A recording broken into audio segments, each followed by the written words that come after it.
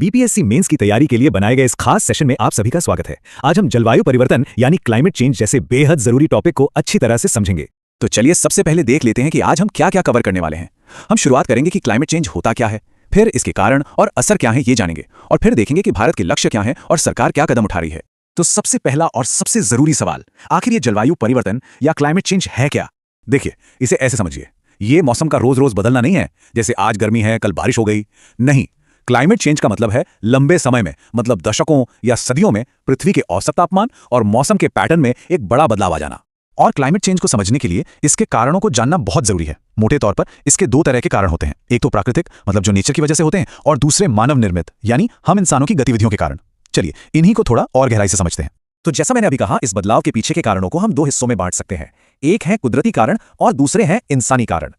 और इन दोनों के बीच का फर्क समझना हमारे लिए बहुत जरूरी है। क्यों? क्योंकि जहां प्राकृतिक बदलाव हजारों लाखों साल में होते हैं, वहीं इंसानी गतिविधियों ने खासकर इंडस्ट्रियल रेवोल्यूशन के बाद इस बदलाव की रफ्तार को कई गुना तेज कर दिया है। अच्छा, प्राकृतिक कारणों की बात करें तो इसमें ज्वालामुखी फटना, सूरज से आने वाली एनर्जी में बदलाव, या फिर पृथ्वी के अपनी धुरी पर घूमने के तरीके में हल्का सा बदलाव, ये सब शामिल हैं। ये चीजें हमेशा से होती आई हैं और क्लाइमेट को बदलती रही हैं, पर बहुत ही धीरे धीरे। लेकिन अब बात करते हैं इंसानी कारणों की। कोयला, पेट्रोल, डीजल जैसे जीवाश्म ईंधन का इस्तेमाल, जंगलों की अंधाधुंध कटाई, हमारी खेती करने के तरीके और फैक्ट्रियों से निकलने वाला धुआं, इन सब ने मिलकर हमारे वायुमंडल में ग्रीन हाउस गैसों को इतनी तेजी से बढ़ाया है कि हालात चिंताजनक हो गए हैं। तो कारण तो हमने समझ लिए, पर सवाल यह है कि इन बदलावों का असर क्या हो रहा है, इसका प्रभाव कहां कहां पड़ रहा है। चलिए देखते हैं। और देखिए, इसके जो बुरे असर हैं वो बहुत बड़े और ग्लोबल हैं। हमारे पर्यावरण पर असर देखिए, समुद्र का जल स्तर बढ़ रहा है, बहुत से जीव जंतुओं की प्रजातियां खत्म हो रही हैं। हमारी सेहत पर भी असर है, गर्मी से जुड़ी बीमारियां बढ़ रही हैं। अर्थव्यवस्था की बात करें तो खेती-बाड़ी, टूरिज्म, सब पर मार पड़ रही है। और समाज में भी ये गरीबी और असमानता को और बढ़ा रहा है। हाँ, कुछ जगहों पर इसके थोड़े बहुत पॉजिटिव असर भी देखने को मिल सकते हैं, लेकिन ये बहुत ही लिमिटेड हैं। जैसे कि कुछ ठंडे इलाकों में शायद फसलें बेहतर होने लगें, या आर्कटिक में बर्फ पिघलने से जहाजों के लिए नए रास्ते खुल जाएं, पर ये बहुत ही छोटे पैमाने पर हैं। तो पॉइंट क्या है? पॉइंट ये है कि इसके जो नेगेटिव असर हैं वो बहुत ज्यादा, बहुत गंभीर और पूरी दुनिया पर हैं, और जो थोड़े बहुत फायदे हैं वो कुछ ही जगहों तक सीमित हैं और ना के बराबर हैं। मतलब नुकसान का पड़ला कहीं ज्यादा भारी है। तो हमने प्रॉब्लम समझ ली, उसके असर को भी देख लिया। अब बात करते हैं सोल्यूशन की। खास तौर पर भारत इस चुनौती से निपटने के लिए क्या कर रहा है, भारत के लक्ष्य क्या हैं। सबसे बड़ा और सबसे जरूरी टारगेट है 2070 तक नेट जीरो का। अब ये नेट जीरो क्या है? इसका सीधा सा मतलब है कि 2070 तक भारत जितनी कार्बन डाइऑक्साइड हवा में छोड़ेगा उतनी ही सोख भी लेगा। एक तरह से हिसाब बराबर। ये साल याद रखना है, 2070।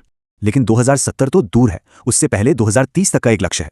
वो ये है कि हम 500 गीगावाट बिजली ऐसे स्रोतों से बनाएंगे जिनमें कोयला, पेट्रोल का इस्तेमाल ना हो, मतलब सोलर एनर्जी, विंड एनर्जी, इन सब से।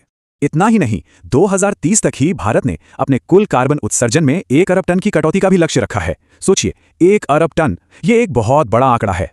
और आखिरी लक्ष्य जो 2030 तक का ही है, वो है कार्बन इंटेंसिटी को 45% कम करना।